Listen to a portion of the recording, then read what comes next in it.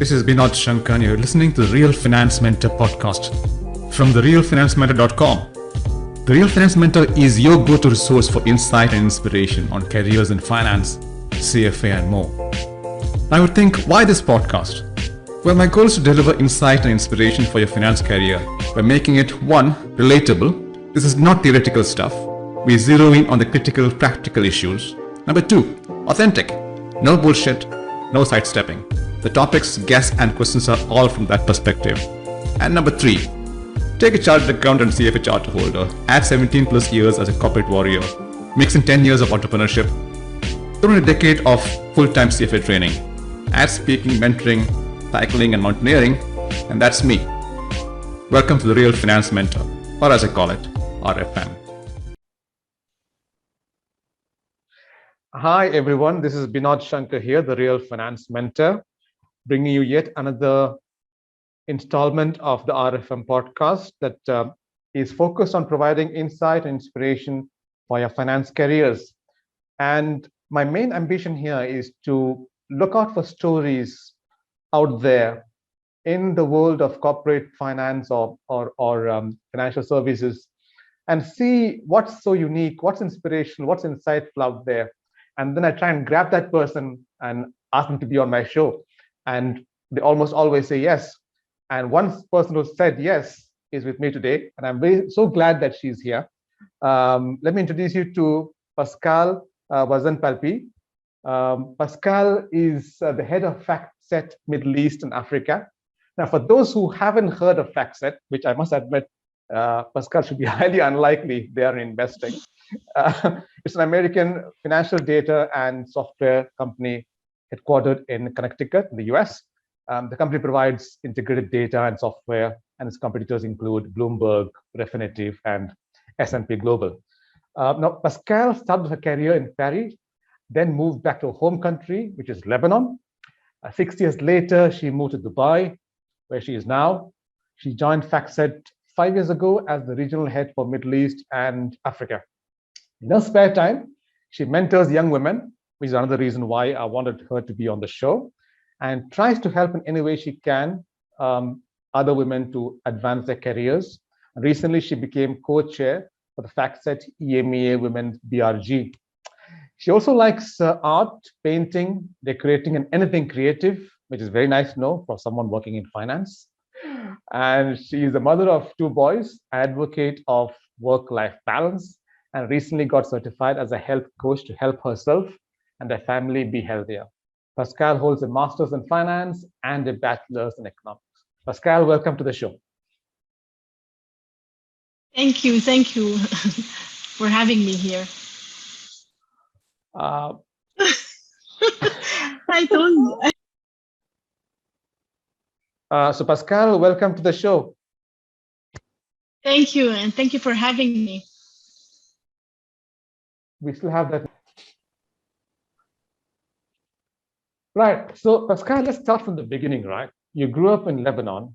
I have this theory that almost all successful, confident women who come from developing countries must have had a childhood where the girl child was treated fairly and encouragingly and not in the typical narrow-minded, conservative, patriarchal manner that is so prevalent in such societies. Tell me about how you were raised and how that impacted your personality. In brackets, by the way, I'm hoping that your case proves my theory. Indeed, it does. My story confirms your theory. So I grew up in Lebanon. I grew up with 2 brothers, but I never felt that because I'm a girl or a woman, I had less chances of achieving my dreams or anything. On the contrary, like I was always encouraged to do more, especially by my eldest brother, who was, always encouraging me, giving me confidence when I was passing through, those teenage years where you kind of lack of self-confidence. And it's very motivating when someone believes in you that much. It gave me a drive and a grit and a strong will to actually move from being like an average student to a thriving student, a way for me to thank him I think you guessed it. My brother is my role model, and was and still is.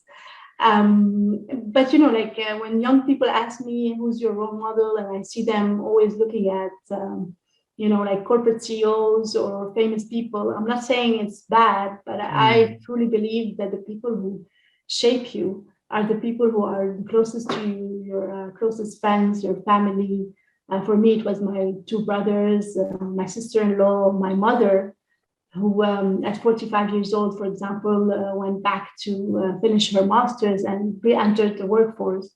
A story that shows that, it's never too late to start again. It's interesting, why look outside for a role model like Steve Jobs or Elon Musk or some other corporate titan when you already have a role model at home? My case, it is my mom, Exactly. who is also an ex-college professor. Yeah. Now, you almost became a doctor, is what you told me. Now, medicine's lost became economics gain because you dropped out of medical college and completed a bachelor's degree in economics. What made you pick up economics, what they call the dismal science? Did you have a specific career in mind at that time? Yeah, so I hope that this serves as an example that when you're 17, 18, it's okay not to have it all figured out. I know I didn't, or at least I thought I did, because I always wanted to be like kind of the fun doctor that, serves patients with empathy. But then during this first year, I felt so lost. I felt a sense of failure, and I was really lost. I didn't know what I wanted to do. So I thought, okay, let me do architecture because I do like creative things, or economics, because at the time, the banking sector was really thriving in Lebanon. Unfortunately, it's no longer the case. So I felt that there is career, potential. But also, by coincidence, courses in economics started earlier than architecture. So I said, okay, let me give it a try. And I really liked the courses. I started to gain my confidence back. And I felt that, it's something I can build a career with. I might not be a doctor, a lawyer, or an engineer like every Arab mother wants. Probably the same in India. Yeah. Now, after economics degree, Pascale, you went to France, right, for a 2 years master's degree in finance. That must have been a culture shock for you after growing up, like you said, in war-torn Lebanon. And even Lebanon post the 1990 Taif Peace Accord wasn't really that normal. What are the three things that you learned from that experience of shifting from Lebanon to a Western country and living there and working there and going to college there? What was the three things that has stuck with you all this while? Yeah.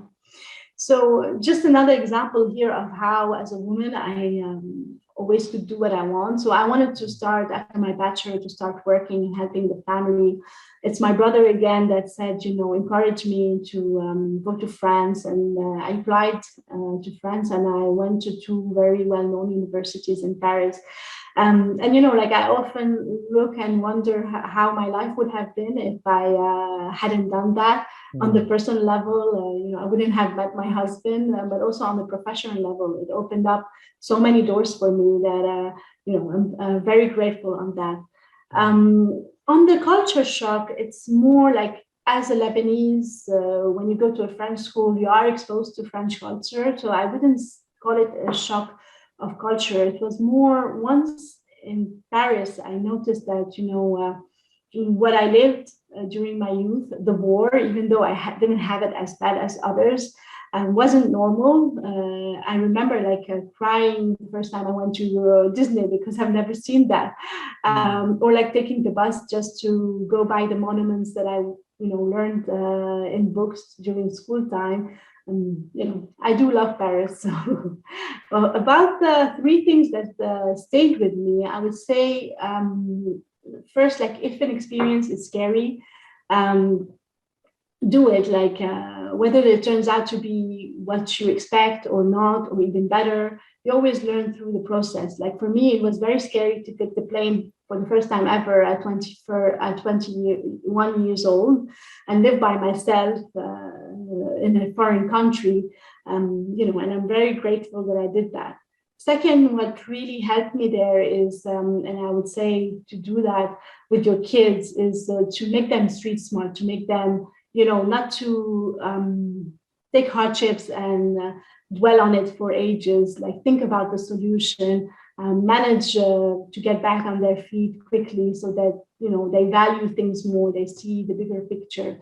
I always say that gratitude, like now it's very a la mode or trendy. It's not a new thing for Lebanese. Like when you grow up during a war and then you start having, calm period, you realize that, we always say in Lebanon, "Katter khair Allah," which whatever happens to you, you always say, okay, thank you, God, for whatever I have. So I think this is really important. And it is something, for example, that my husband realized when he moved to Lebanon, and it helped him see things differently.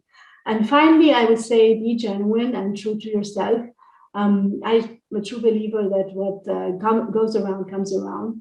And I saw it in France that people randomly would help me, and I try to keep that in mind. So if you can help, do it. You were once in someone's shoes, so just be humble and try to help as much as possible. Yeah, I think it was a brilliant decision on your part, Pascale, to go from Lebanon to France, because I've talked to a lot of my friends and former students, and they say the best thing they ever did, or what their parents did, was to send them overseas, to the US or UK or Canada or Australia for their education, because you learn so many new things look at things from a different perspective, things like that. And you're right as regarding the resilience. If you grow up in a place like war-torn Lebanon, you become very resilient, right? You become quite tough, and that's something that people say a lot about Lebanese people, that they are very good survivors, so to speak. Now, proceeding with your career, after a short internship at AGF Asset Management in France, as fund management assistant, right? You joined Thomson Reuters as help desk advisor. After 7 months, you were promoted to help desk manager, the very young age of 25. Now, my question here is, what were the traits they saw in you for you to get promoted so quickly? Yeah. So it's funny when you contacted me for the podcast, it's like, energies were coming back, and ex-colleagues contacted me again, either through a phone call or even like a friend or an ex-colleague came on vacation to Dubai, and I saw her. And I got to ask, I wanted to find the answer from me, but then I thought, what is better than asking the source? So I did get the chance to ask the person who was part of the interview. And the reasons he gave was that, it's my smile, my passion, the energy, but also combined to calmness. That was very important to manage a help desk. You know how everyone who's unhappy would first call the help desk. Another thing he mentioned was that I was always mentioning like the team and what I can be of help to the team, which made me stand up. I was definitely like the challenger, and here I really appreciate the fact that the company and the team took a chance on me, and this is something that I don't forget. I won't forget. And I do like when people do that without making you feel that you owe them anything. And at one point, Pascale, you wanted to go back to fund management, right? And you wrote and you passed level 1 CFA. That's something in common between us, right? We have a CFA link finally. But when soon after your boss at Thomson Reuters asked you to stay in sales, and you agreed, and soon your CFA journey stopped as well. Now, you told me earlier when we had the discussion that you're glad that you listened to her. Looking back, tell me 3 reasons why staying in sales was, in retrospect, the best decision for you. Yeah. Okay. So just for the story, I did want to be a portfolio manager. So that's also the second step where you think, okay, I got to figure it out. Yeah. Portfolio management is going to be what I'm going to do. And I landed a role in AGF. And I was shadowing, by the way, the head of asset allocation, which was a very strong woman that I was even scared of a little bit. And but she was very talented. And the team at that time was very diverse, which is surprising in 18 years ago in this line of work in France. And to go back to like my Thomson Financial days, I was still managing actually the head desk, and I wanted to go into my next step. So the head of region gave me two choices: the product management role of our solution for portfolio management, or a sales role. And I was leaning towards the first one. And she insisted, like she said, no, go into the sales role. And I really thank her for that for multiple reasons. First, the role itself, the product management role, actually didn't happen. So it was actually how fate happens. But it's also like a lot of things that I learned through this in different sales roles, like hybrid, account management, new business, prospecting. All these roles teach you a lot. They thickened my skin, so it makes you even more resilient. So I was resilient from what I lived in Lebanon, but in the business side of resiliency, maybe not. So it did help me in that, and it, you know, it opens a lot of doors to meet a lot of different people, and you know. What I always say also, like perseverance is the first trait that I see in a salesperson, because you try so many times to get a prospect, and it's only like the 100th times that it does. So when you have this, so it also, you know, showed me how perseverance is important. I could have decided to stay like a young manager and then moving from a management role to another, but I felt that if I do that, I wouldn't bring anything more to the table to a more experienced team. I felt that sales really brought this on the ground learning that I would use in life in general, not only in work. Like I think we all negotiate in everyday life. So interesting. You know what I mean? People sometimes look down upon sales as something not technical, and they don't want to get their hands dirty. But I think, was it Naval Ravikant or some famous investor or best-selling author said sales is a critical skill that everyone must have, because whether you're in finance or marketing or engineering or wherever, you're always selling something to someone, right? Even if you're selling yourself or your services or your CV. So interesting perspective that, and good for you that you switched to sales, right? Now let's talk about your time as with your bosses, right? Anyone who spent 18 years as you have done in a career must have had all sorts of bosses, right? The good, the bad, and the ugly. And I'm sure you are not an exception. I mean, I know I have had my share of all three. Now, they say you learn even from your bad bosses. So I've got two questions for you regarding the world of bosses. Number one is, what are the three habits you picked up personally from your best bosses that has helped you in your career so far? Yeah, so definitely I had my share. I have even more than my share, I would say, because of all the restructuring. But luckily, I had many more good bosses than bad bosses. From the good bosses, I learned that, you know, trusting and having your team's back, shielding them from unnecessary like politics or friction is important. Because like when I think about the challenges that I had in my career, it always came from a lack of trust, or like from a manager who wanted to save their skin first, or take credit for the team's work. Other examples were like where managers weren't really fighting for you, and you were left all alone managing internal politics. I did live through a very large merger, and during that time there was a lot of uncertainties, that can stress an employee. I was actually getting married the same year and sitting for my CFA level 2. I was still trying to get it. And some stress could have been prevented with proper communication or proper filtering too. So I think it's really important. And I learned that from the good managers of how they do by managing up and down in a very thoughtful manner, I would say. And like sometimes luckily I had those managers that trusted me, and I could see how my performance was different in those teams. Like I was giving my best and even more, and no wonder like I was doing well with them, because the way of how they treated me, it gave me that extra boost. Yeah. And even like I can think of a time also that it made me comfortable speaking up in very delicate situations, because I knew that it was a safe space. I did have someone who backs me up, despite, like any employee being worried about retaliation risk or anything. So that's one. Second would be like understand what motivates or demotivates your team members.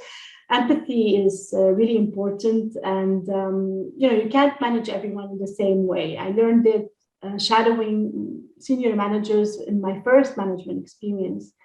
And you have to know your team members, and to get to know them, you have to sit with them, ask them questions, know about their lives. I remember I was very scared when I got my role. Like first, I was the youngest, and second, I was the last one arrived.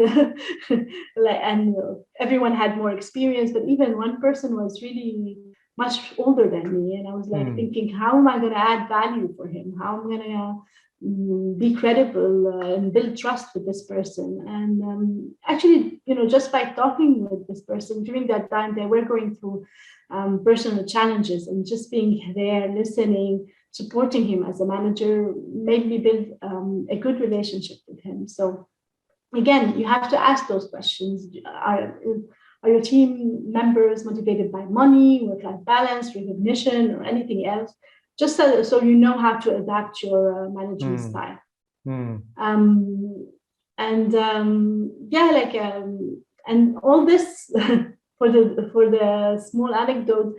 At that time, when I was shadowing those managers, at that time, Thomson Financial, we were all women managers. So I don't know if empathy is natural because that was happening there, but I would like to think that it's not. But it was, it's really important when you see an office in Paris where it wasn't at that time very diverse, being led by women from diverse background. Even our CEO of Thomson Financial was a woman at that time. So, and you see it. I remember I was stuck in 2006 with my husband in the war in Lebanon, and the amount of effort that the team and the managers put through just to try to get us back.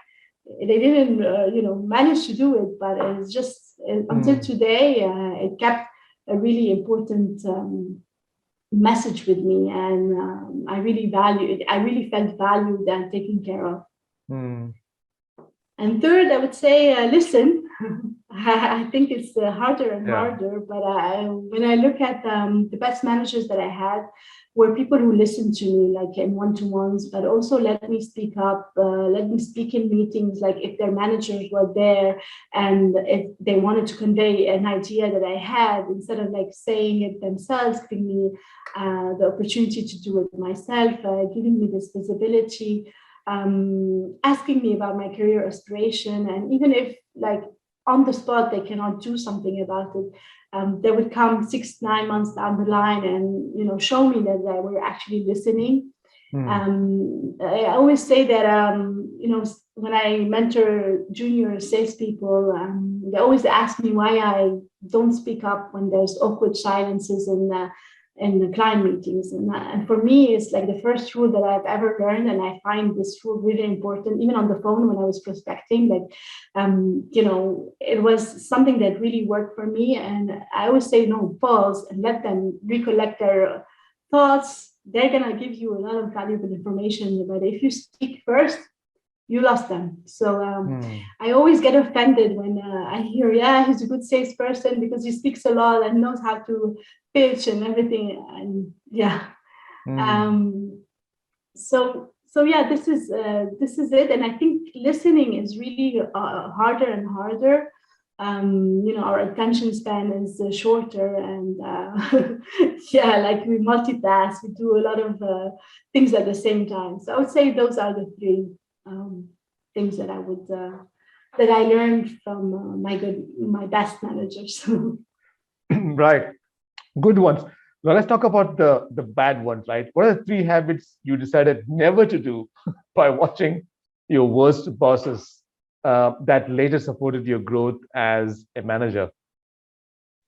Yeah, so I would say like when I also rethink about the bad managers, I think those were good individual contributors that were given a role as a manager just because people think that this is how a career should go, but some people are just not management materials. So the first one I would say that happened, like example that happened, and where it's something that I try, even though as a manager you always come with your ideas and you think it's hard not to suggest things, etc. But it's about judging a new team and without learning first what are their market challenges, what are like the specificities of the region they are in. So to motivate the team, before you give them ideas from 10,000 feet, you have to know what's going on. And I sadly experienced this. Where I got messages that weren't very empathetic also, like it was Arab Spring, and someone sitting completely out of the region that thought, that this is like normal, what is happening in our region. So, and for me, I'm motivated by recognition and acknowledgement of all the efforts I was making, what would have went a long way. It's always easier, like as I say, it's always I also do it sometimes, like it's always easier to judge from the outside, but when you do that without knowing the region, have never been there here, not knowing the clients, etc., it just doesn't go well with the team. And I remember that this time was really hard in my career, but I got through it thanks to my peers and my colleagues. That their encouragement, they were seeing me how much I was still persevering and trying, etc. And their encouragements were enough for me to get through. But this is something that I always keep in mind. It's like I don't know more than the team, just because my title has manager in it. So yeah, really important. Right. And the second for me is not communicating properly, like managing up without honest feedback from the team members. And I have so many of those examples. Like I lived through so many reorg and mergers. It's true, it's hard to find, I saw it in the pandemic, it's hard to find a balance between over communicating and worrying your team member and not communicating or communicating a little bit less. But what I feel is that not communicating at all, silence is never a good idea. And I'll give you an example. I was once told that I would get a potential role in the future, and I didn't hear anything about it. So I suppose that the manager will come back to me when the time is right. And then in a team meeting, the person who actually got that role went up and presented his business plan. So it was clear that he knew from a long time, and yet I didn't get any communication on it, not before, not after. Things can change, I wasn't depending on that role, but the minimum you can do is to communicate on it. And this breaks the trust. Like I used to have a good relationship with this manager, but for me it broke the trust, and I couldn't think that they have my best interests in mind in the future. And last, and I think it's the worst, is micromanaging for me. I'm a strong believer when you hire people, you hire them because you should trust them and empower them to do the job. Otherwise, don't hire a team. I do think that, like when you hire juniors, it's normal to do some hand holding, help them out, be more like a regular catch-ups, etc. But it's temporary, and it's not, and it's to help them. It's not like to watch what they're doing, etc. And when you hire seniors, please, like you have to let them, like, why do you hire them in the first place? If you have to do the job, then either it's a mismatch and you hired wrong, or you are micromanaging and you should stop doing it immediately. So Yeah, interesting bit about what you learned from not just your great boss, but also from your worst bosses, right? And yeah. I can also narrate, maybe on later occasion, my experience of what I learned from my worst bosses and from my best bosses as well. So yeah, both are learning experiences. One is probably more painful than the other. That's the difference. Yeah. True. Right, Pascal, let's talk about the tougher questions now, right? And I want to talk about something which has always bothered me for long, which is about sexism at work. Right? Now, as a woman rising through the ranks, you must have either experienced it or seen it happen to someone else, right? It may be intentional or unintentional, explicit or implicit, but it happens. You're also co-chair of the FactSet Women's Business Resources Group, BRG, in the EMEA region, right? So I've got two questions here for you, given this context that we are talking about. The first is, what are you personally doing as a leader at FactSet to tackle gender-based discrimination and to support women in finance, which, as you and I know, are disproportionately low compared to men in finance? Yeah. So, like from my young age, I've always been passionate about this. So, again, like to your point, it's the way you're raised. Like if you're raised to see that you're equal to your brothers, why isn't the same everywhere in the world? It's like my idealist hat that takes over. So prior to FactSet, I was already trying to do some stuff. Like I'm married to a Frenchman, as I mentioned, and my kids are born in Lebanon, yet they don't have the nationality, and they cannot have it. So it really bothers me, especially when we were living there and people would tell me, but they're French. Why would you want them to have a passport, a Lebanese passport? For me, it means a lot. And I try to raise as much awareness as I can. Unfortunately, I still haven't managed to change the law, but I do believe that if we continue, like persistence again, if we continue talking about this, things will change. So this is on the personal side, and even like before FactSet, I was thanks to Thomson Reuters, I was part of Reach, and also like mentoring, women mentoring, etc. Small activities here and there to see how I can help out. And then when I joined FactSet, I tried to make changes. So when I joined FactSet, I had an all-men team. Not that I mind. I actually, grew up with two brothers, so really like working with men. But it was really clear that there was a big imbalance in the Middle East and Africa team. So along with the other managers, we consciously decided that we needed to change that. And from the junior hires, we started to push to get more women profiles. We went and spoke to the universities, because also like the thing is sometimes they don't even apply. So you have to go and do this like branding.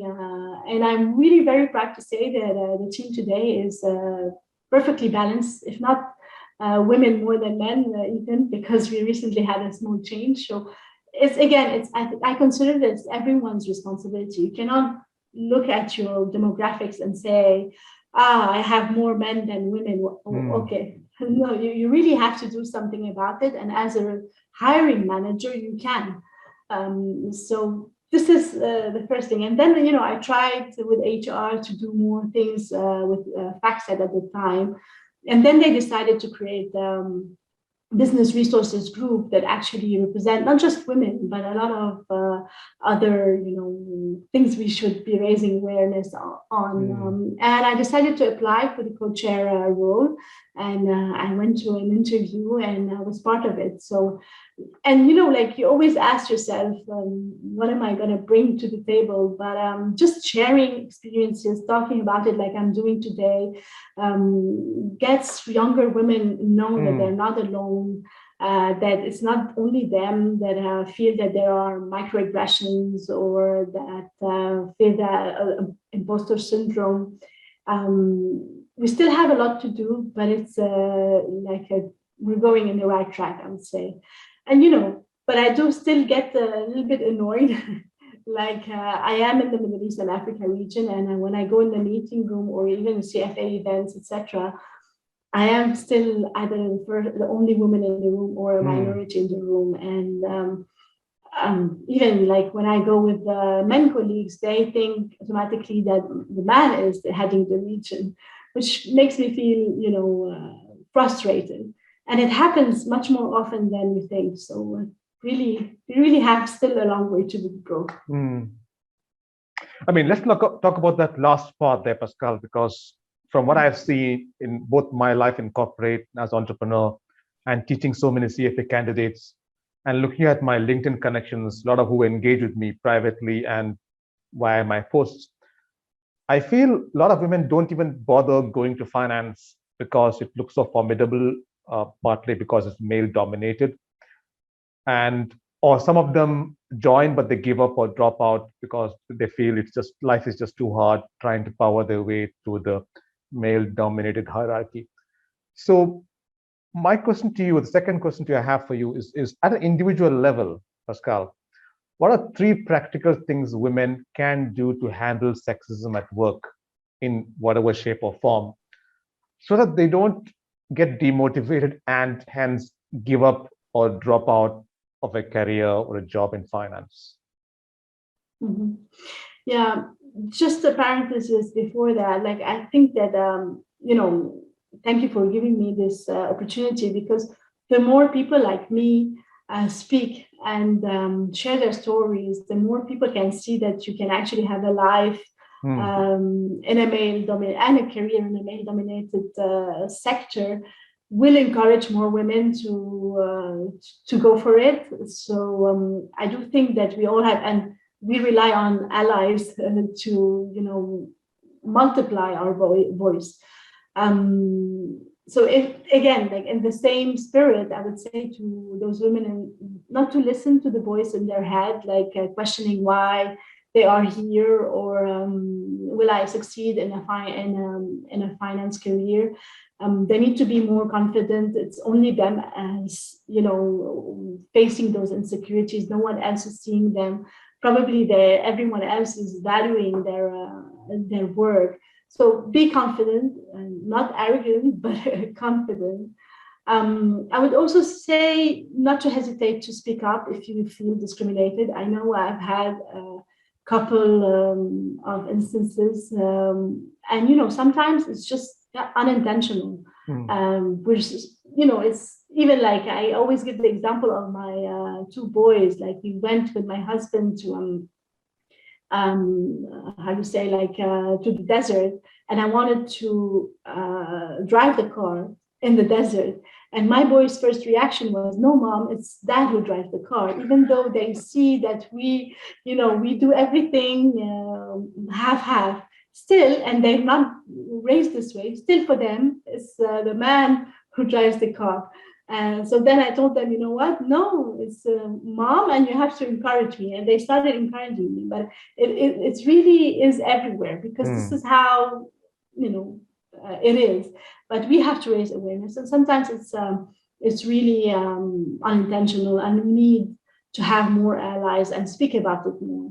Then I would say in that work, I know that how I got some of the opportunities was through the fact that I was building those relationships internally and externally, internationally, remotely, not remotely.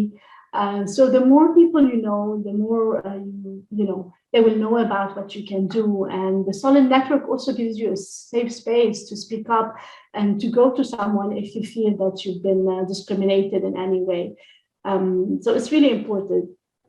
And I will finally say and give a shout out to a friend in Lebanon who's decided to do something about it. Like, it's not, you don't need to wait for your company to create a business resource group to do it, for it to happen. You can decide to do it outside of, informally or formally. So she has decided to create a business resource group in her company and act, instead of just like complaining in your corner and say it's a very male dominated. Yes, but if you don't do anything about it, it won't change in 20 or 30 or 50 years time. Yeah, actually, I would like to point out, or rather raise that point you raised about the networking, which sometimes I keep talking about it like a broken record. I think women can and should network a lot more than they do now, because networking gives you, like you said, allies, sponsors, mentors, potential employers. And that's very important when you're doing something so difficult and trying to find your voice in such an environment. Now, continuing on the same theme of women in finance, Pascale, something else I recall you mentioning in our earlier call is the imposter syndrome, right? That seems to affect women far more than men. As you told me, it has happened to you, and it usually manifests itself in people thinking, women thinking, that I don't deserve to be here, and or that I can't handle that challenge, things like that. The result is that women often don't seize the opportunities that they could do well at, and they meekly give way to men. So what are the 3 actions women can take to deal with this, I would say, destructive imposter syndrome? Yeah. I can share how I dealt with it and continue to deal with it. Like, first, if there is a role I really want to try, I always tell myself, what is the worst that can happen?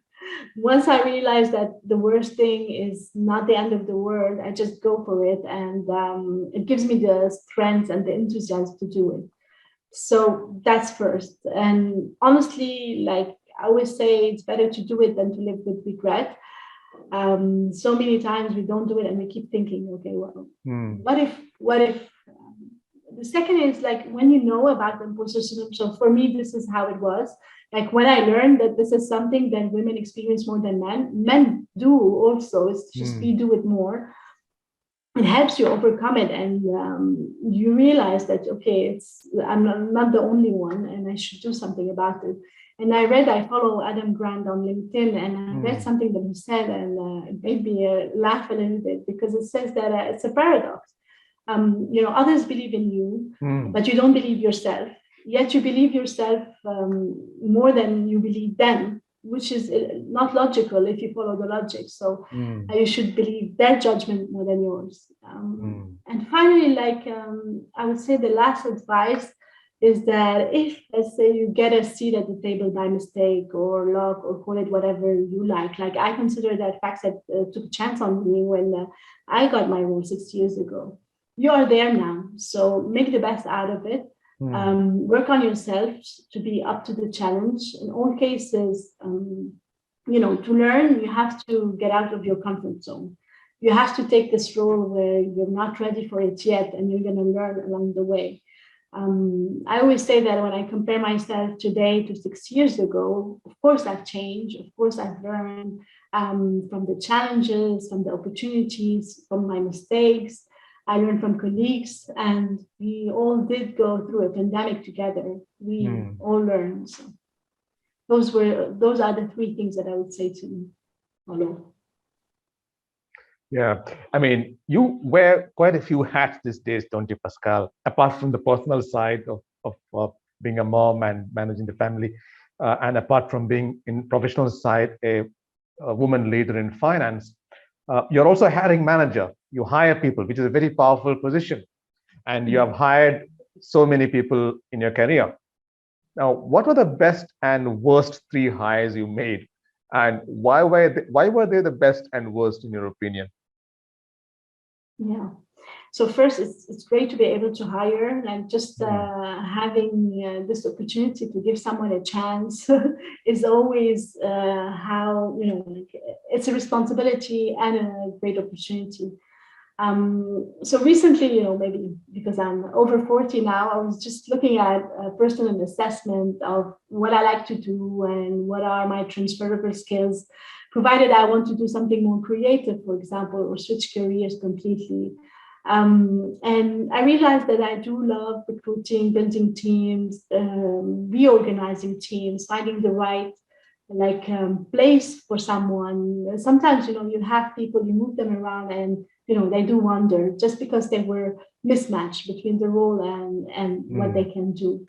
So I hired a lot in different roles in different locations, in entry levels, but also, in senior levels. And when I was hiring entry levels, it's kind of like the way it works. They enter and then they will take on other roles. So it's the internal promotion path, let's say. So here it's very important to hire for potential and for culture fit, because what you want is that this person in 18 or 24 months go into, let's say, a sales role or a consultant role or product manager role. So the skills you hire for or the potential you hire for is going to be different, and the personality is going to be different. I would say like the worst hires were the ones where I didn't listen to my intuition. And I wasn't patient enough to find the right candidate. I wanted the candidate tomorrow or yesterday, let's say. And so I didn't give it time. I had my doubts, but I thought, okay, it's okay. Or I hired relying, like I do trust people until they prove me wrong, which I believe is a quality, but sometimes it does put you in an awkward situation. And I did hire based on a recommendation of someone who has been in the company longer than me when I just joined or something like this, which I kind of regret because it's your responsibility at the end of the day. And so, yeah, on the best hires, though, I think it's the ones where I took a chance on people. I mentioned that I really value, different opportunities where the company took a chance on me, like early on in Thomson Financial and Thomson Reuters and FactSet. I believe it really, gives you this extra boost where you say, they took a chance on me, I'm going to show them that they were right. And I ran into someone recently, and it's exactly what he said. He's like, that I hired actually, and his word was like, "Yeah, I can't thank you enough for giving me the role, despite not having any industry experience." And it changed his life, and it meant a lot for me. So the best hires for me are definitely on attitude and not on technical skills. For me, if you have the right attitude, you're motivated, you go the extra mile, you upskill quickly. And I've seen it happen several times. I always give the example that my husband learned Arabic when he was like in his 30s. So, and this is just because he was curious enough and wanted to, really learn the culture. So if he can do it, anyone can learn a skill. But what is important is the soft skill behind it. Is you have to be curious, you have to have the right attitude, you have to be perseverant. All those are soft skills. Pascale, they call it soft skills, yet it's the hardest to learn. I mean, I know lots of professionals who are technically very well qualified, right, and skilled, but rubbish at dealing with people. And we're talking of people in their 30s and 40s, not youngsters. Now, you must be good at interpersonal relations yourself to have made it this far in corporate. And of course, I can sense that with all the conversations we have had over the past few weeks. Can you inform the listeners on 3 ways, Pascale, by which they can get better at this very hard skill of soft skills? Yeah. So first, I would say to actively listen. I think we touched on it already when we were talking about the manager, so I won't go into a lot of details, but listening will help you build better relationships with your stakeholders, whoever they are, clients or others. I always say that people buy from people, and for people are likable, but for them to like you, you have to make it about them, not you when you're talking. So, ask those open-ended questions, be genuinely interested in what they're telling you about, or what they're telling you. Always give the example also that 6 months down the line, you meet them again, you mention what they told you, it really goes a long way. Like so many times people say, oh, wow, you remember. This is really important. And this is how listening is really important in any relationship and in us being in society. That would be for like the first one. The second one, I would say, so practice opening, listening, actively listening, open-ended questions, because it's hard to do it, and harder now with social media and doing so many things at the same time. Another thing that I learned actually from a sales manager who used to report to me and is now in our London office. He used to be the champion of asking for feedback. He always asked for feedback, from whoever, not only from me, from colleagues, from more junior members of his team. He would go into client meetings, ask for feedback. And, people were shy in the beginning on sharing the feedback because they never know how people would take it. But, the more and more you ask for it, the more you get this kind of feedback. And sometimes you won't agree with it, but it's important to see how also people perceive you so that you can change things or correct whatever, you want to mention. And then the last one I would say is I learned recently, and it's about focusing on your strengths. So a lot of the personality tests or sales management courses, they always tell you those are your strengths, those are your weaknesses, and they focus on your weaknesses. This method, I found it very positive. It tells you, okay, you are very strong in those things, so why don't you amplify those? Still work on your, weaknesses, but amplify those. And I found this really important. Yeah, absolutely.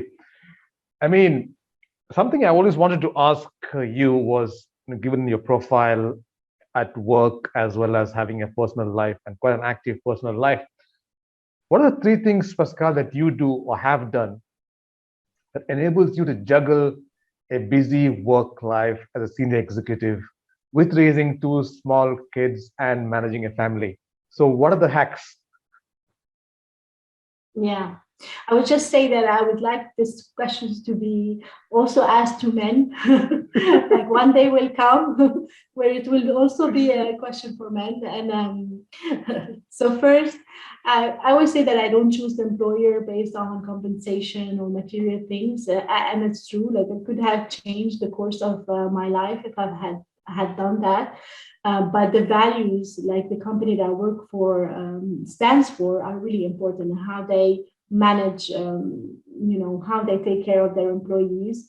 I'm not saying I work for free, no, but it's important. And I personally think, even though a lot of women came out of the pandemic they were hit the most.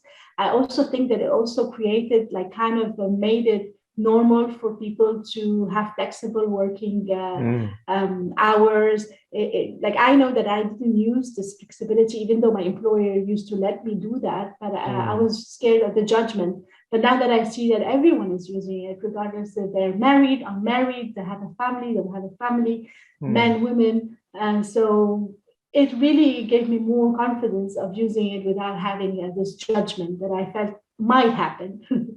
Second, I would say that I would lie if I said that my career wouldn't be a standstill when I was building my family. It was on standby, and I was a little bit frustrated because it was timed also with my move to Lebanon, and in Paris, I had my network, my sponsors, so every kind of 2 years I was being promoted. In Lebanon, I stayed in the same role for 7 years. Of course, it changed a little bit. My remit changed, but still, it was still the same role. So I felt frustrated.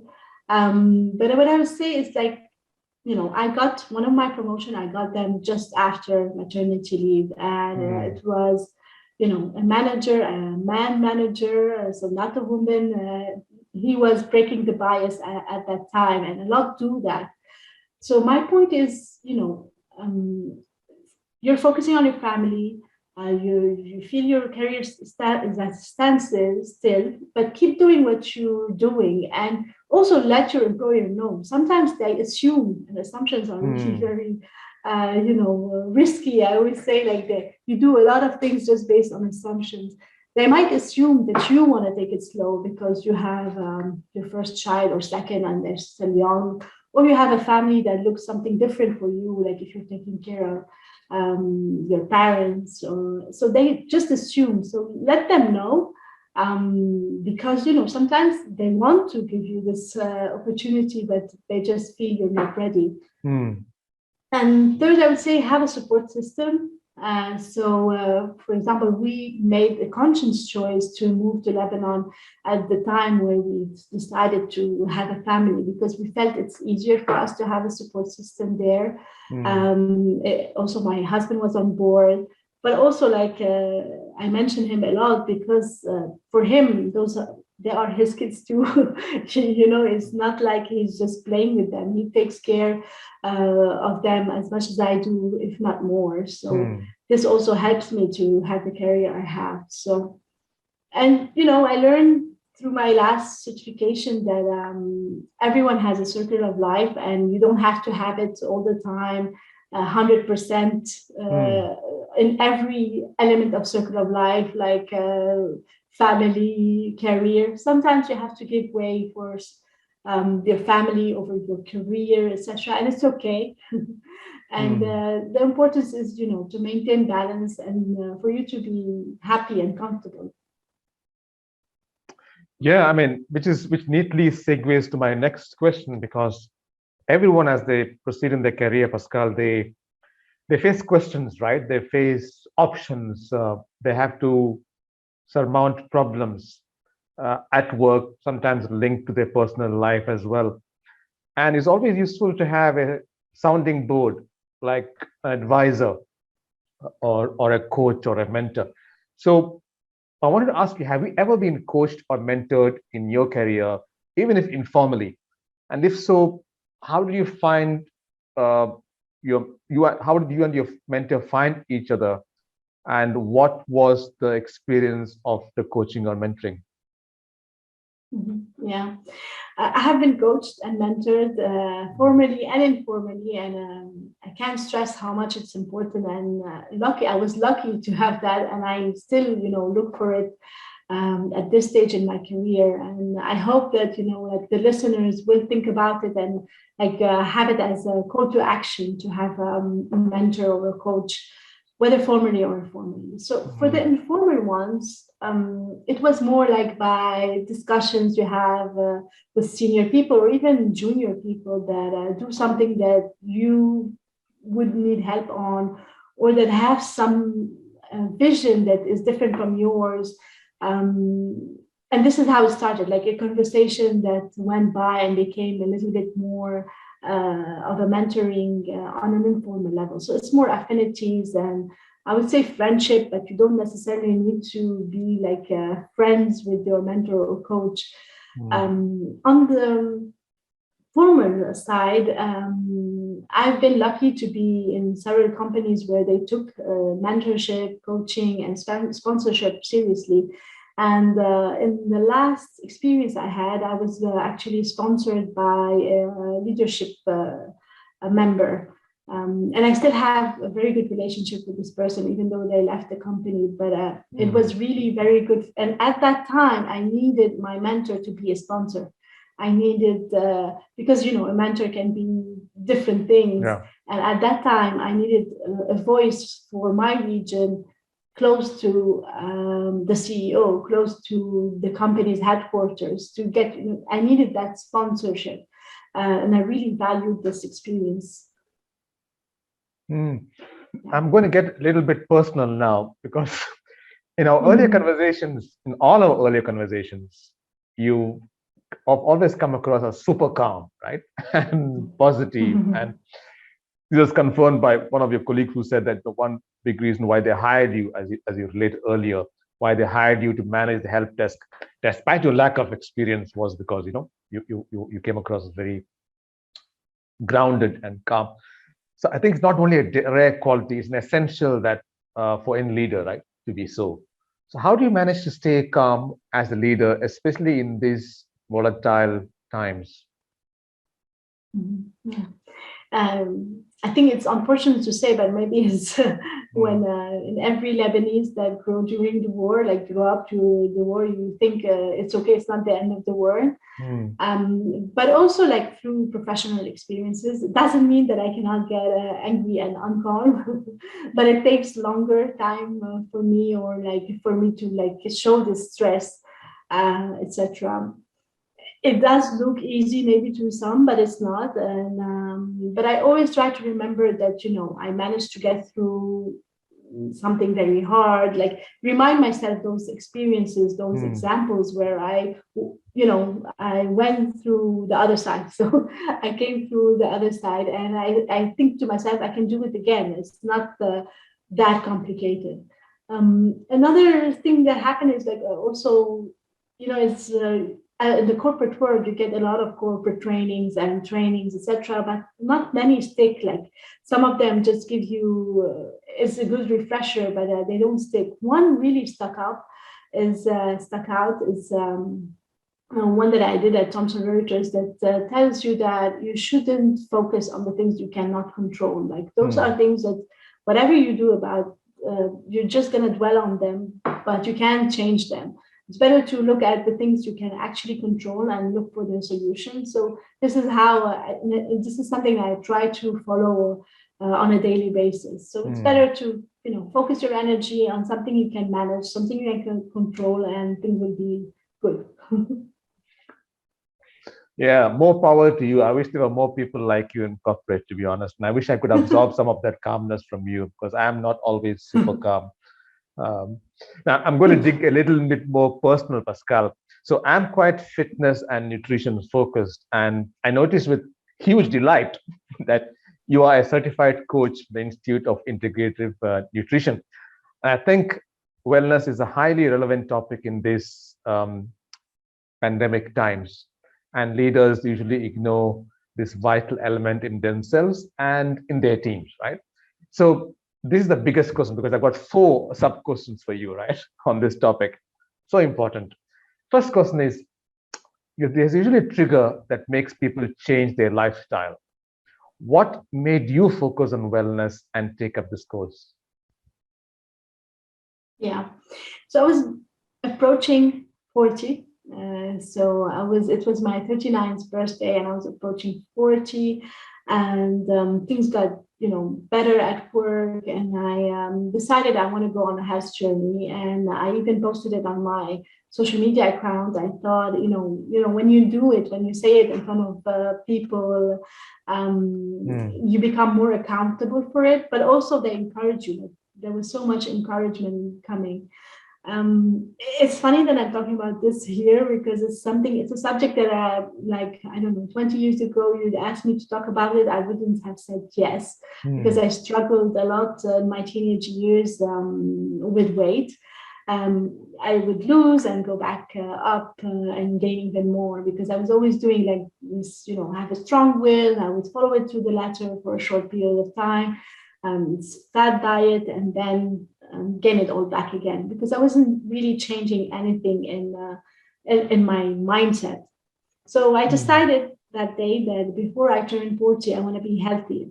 And for me, this was the first time that healthier did not mean skinny, or did not mean being at my ideal weight or fitting in my 18 years or 20 years genes. It was really be healthy, be in shape, be confident in my clothes, be able to breathe, go up the stairs without losing breath, play with my boys, being in front of the camera lens. I know that we had a lot of back and forth on the pictures. I love taking pictures, but me in the pictures a little bit less. So, and I had also like some health issues with hormones, lymph, even wanted a third child. So I decided really I want to go on a health, journey. And I lost 12 kilos on my own. So like in 1 year. So it took a long time, but it was really through changes, like something long term. Then I went on holidays and I started like losing this will to make changes. So I thought, okay, I'm going to go back again to get help and pay money again to a health coach and do like a more stricter diet. It worked, but then the pandemic started and the stress of it, missing my family. We also bought a house in the middle of the pandemic, and we started doing renovations, pressure at work, and homeschooling when both of us, have a busy career. So yes, I am an emotional eater. I did try to exercise with my kids and family, but eventually I got the weight back. But what I realized is that the weight that I got back quickly was the one that I got through diet. And the other one took a long time because I had like a really healthy relationship with food while losing those. So again, also like during the pandemic, I think a lot of people ask themselves what they can study, etc. So I always loved studying. I thought, okay, let me do something AI or digital transformation related to my career. But then I thought, okay, you know what, I'm going to use the money that I was paying the health coach and actually get certified myself as a health coach, because who's best, positions to know more about myself than me. And I wanted to understand why, what is the trigger that makes me eat and binge eat. And I really learned a lot. I really liked it because they show you a lot of different opposed methods, I would say, and it's up to you to see what works for you. So it's all about bio-individuality and things like this. And I'm not where I was in 2019, but I am working towards it and putting in place things that work long term. So exercise more. I realize what is triggering my binge eating. I try to cook. So I think it's a daily struggle, but I'm on the right track. Yeah, going back to the point which you made, the answer to the previous question about doing things about it. So what are the 3 key steps that you're taking regularly as part of your transition to better health? Yeah. So first, I would say exercise. Like if you would ask my family or anyone who knows me if I would ever exercise regularly, it wasn't, I like watching sports, but not exercising. But today I do exercise and regularly, like even if it's 10, 15 minutes, I still do it. And it really helps me mentally. Like I know we talk a lot about mental health. This is something that really, changed my mood. Yeah. Cooking more, like I love cooking. I love experimenting with the cooking and mixing things that you don't think of mixing. But I don't know, I just felt out of it and like I didn't have the will to cook anymore. But now I make it a point to cook again, and at least I know what is going in the food for me and my family. I also started acupuncture, which is something like again putting needles in my body would have not been something I would think about earlier on. Yet I started it and it's really great and helping me a lot.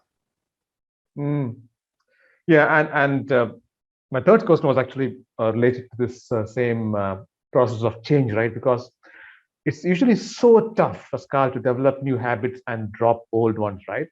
I mean, so at a personal level, I'm very curious, what were your 3 biggest problems when moving to a healthier lifestyle, and how did you solve this? So it's exactly that. Like I think what used to happen is let's say I would do something good and then I would go into doing something that is not exactly what I should be doing for healthy eating, and then I would say, okay, I dropped the ball. So and stop it, because it's very hard to change habits. Correct. Yeah, so what I used to do is like sometimes I would eat things when I'm binge eating. I eat things that I didn't even, like. But today, what I try to do is limit the temptations at home, and be mindful of what is causing me to eat more. And I try to do something else to like put my mind out of it. So, for example, I love dancing. I love music. I put on my favorite music, and that's if I can. I don't journal. I know something some people do, and it's something that is recommended. But for me, I had a bad experience, so it doesn't work for me. But this is key. It's important to understand what works for you. It doesn't mean that if it works for someone else, it will work for you. So that's one. Second was to motivate myself to exercise. I have, like, I don't know, I would go and subscribe to gyms here and there, the best, the closest, with a friend, etc. But I would barely go. So, and I found that what works for me is exercising at home. I have a friend who created like a dance class that is all based on feeling the music and enjoying it, and it works for me. Or I do like small, short videos. So I'm here, I'm saying to myself, I came, I tried, and it starts with 7 minutes, then you end up doing 40 minutes. The other day I ran, which is something that I would have never done. And it's important to tell yourself, I was so happy, like I ran. So it's important also to encourage yourself and tap yourself on the back. The hardest is eating less fats and sugars. And I try to do like the same recipe in the oven, and try to cut down on wine, which is an achievement on its own when you're married to a Frenchman.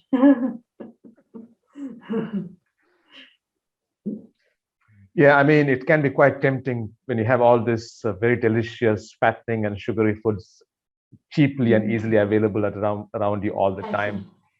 And of course, my last question on this very important topic is the power of results to motivate you, right? So it's nice to see regular results coming in. So my question was, what are the significant positive results that you are seeing in yourself, both at work and at home, as a result of the above transition to well-being? Do you advocate better health at work as an incidental question? Yeah, so I have so much more energy, and I felt more confident, like on the weight of 2019-20, but I will get back there, so I'm not worried. I do advocate for better health at work. I'm really proud to say that, when the pandemic started, the first wellness initiatives taken by FactSet globally came from team members from the FactSet team, because we knew that someone in the team did yoga, someone did meditation. So we asked them to do during our check-ins, run it for the team, and then they run it for the entire company. So I do that, and I do encourage that. But I also want to raise awareness, and this is one of the reasons that I said that maybe I wouldn't have talked about it 20 years ago, but today I am talking about it, because it's important also to raise awareness on the discrimination one might get when they are overweight in the work environment. I think we tend to not think about it, because people think in their mind that like race or gender, this bias is different, because weight, people can actually do something about it. It's my responsibility and everyone's responsibility, but yet there is a bias. And I remember that when things got tough at work, I was binge eating and emotional eating, so I arrived at the highest weight I've ever seen. And I cannot say that everyone was very inclusive in the workplace. So just like, it doesn't get to me as much. But when I was a teenager and until my 30s, I had a very hard time with my body image. I didn't wear short sleeves. I was wearing like my brother's clothes and very loose, which made me look even more overweight. And I hope that this, sharing this shows that, we talk a lot about bullying at school, but it does continue, I would say, in the workplace, maybe not in the same way. But we have to be inclusive in every sense of it, not just pick and choose what inclusivity is important for us. Well, we have been talking for quite long now. Time flies. Hey, when when you're having fun, I always wrap up my interviews with experienced professionals like yourself by asking them to give advice to youngsters. So valuable. So, what three pieces of advice, Pascale, would you give anyone in his or her early 20s who is today either entering the workforce or in earlier career stage? Yeah, I would say it's quite challenging to enter the workforce today. I remember when I joined, we had like a 5 weeks training sessions all together. So it helps you meet senior managers, meet other team members. So it's all happening virtually, or at least in a hybrid mode today. I would still say not to have this as like an obstacle to create your network. So create it virtually anyway, find those opportunities to connect with seniors, with peers, with colleagues, even if your company is not trying to do it, because I do think that companies also are realizing how do we onboard those young people who are joining our company. But even if your company is not doing the extra effort, do it yourself. Network is really important. Ask questions, shadow. Just have a 15 minutes chat on Teams or Zoom with anyone, and they will appreciate it. And it will help you, get to know the company better, get to know people better. And it will be very important as you grow into your career into the company. So that's one. Second, I would say, and this is something that I always say when I was managing the help desk. I know that a lot of people was telling me, even when I started at the help desk, but you majored in finance. Why are you starting at the help desk? I always say that it's not the role that defines you. You define the role you're in, and please don't stick to the job description. I don't like the attitude where this is my job description and that's exactly what I do. I think you learn a lot. Of course, sometimes, you don't want to step on other people's shoes, but you learn a lot from being curious to do more than what your role entitles. And also you become, down the line, and you become the obvious option for moving into the next role in your career path. And then I would say keep an open mind. Sometimes your next step is not exactly what you've imagined. But if you stay curious, and then a couple of years down the line, you realize that this experience was actually really good for me. You always read that a career is not a linear path, and that's very true. Because I remember when I moved from a management role to a sales role, individual contributor role, people told me, but why? And for me, I would have continued as a manager, but then at a certain time, I was doing well as a manager, but as I go along, I would have maybe not done as well. So it's not a problem to kind of take a step back for people in people's mind, taking a step back. For me, it wasn't a step back. And this is where I want to say to people, you define your success, and what matters is what makes you happy and proud at the end of the day.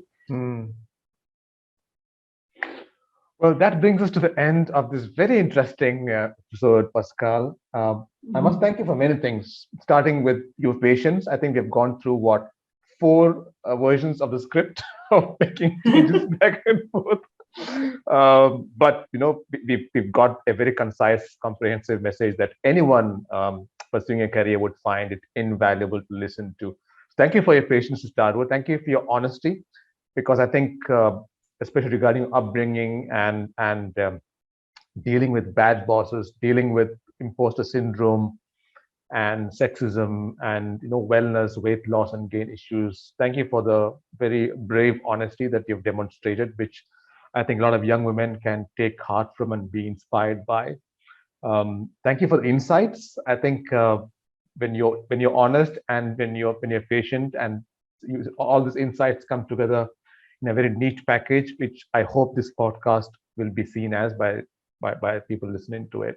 So thank you for all that, and hopefully one day we'll meet face to face when I'm back in Dubai. Hopefully, and I wanted to thank you also from my side. Like this was really very interesting, also for me.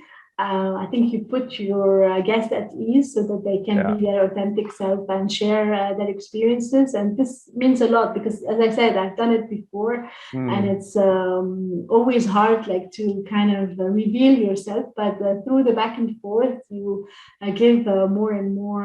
You trust more your host and give more insight. And I do hope that everyone who watches this finds it useful. Thank you so much again, Pascale. Thank you. Thank you so much for listening. I really hope you found it insightful and inspirational. If you did enjoy this episode, please drop us a review and spread the word. And be sure to check out more exclusive content on therealfinancementor.com and my LinkedIn profile, which is Binod Shankar CFA.